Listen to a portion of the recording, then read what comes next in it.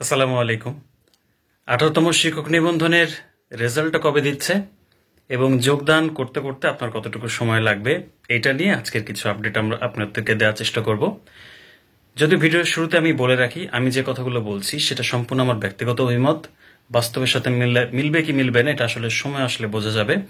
গতবার অর্থাৎ 17তম শিক্ষক নিবন্ধনের নিয়োগ প্রক্রিয়ার আলোকে আমি কিছু কথা বলতে চাচ্ছি, বাকিটা সময়ে বলে দেবে।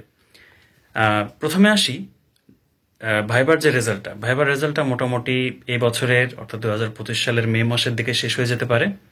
অর্থাৎ কলেজের ভাইবাটা মে মাসের দিকে শেষ হয়ে যাবে।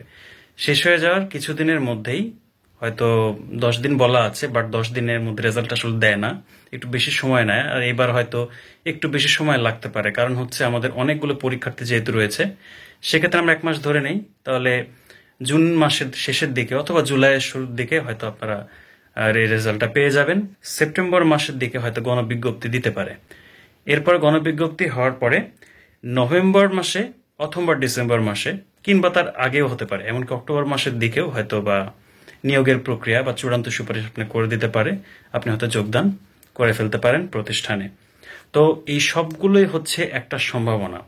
বিভিন্ন ইউটিউবার বিভিন্ন কথা বলবে, তারা হয়তো বলবে যে এই মাসে হবে কিরকম হবে, বাট এটা বলা আসলে ঠিক না, কারণ দিন শেষে এনটিআরসি যেটা সিদ্ধান্ত নেবে সেটাই চূড়ান্ত হিসেবে গণ্য হবে।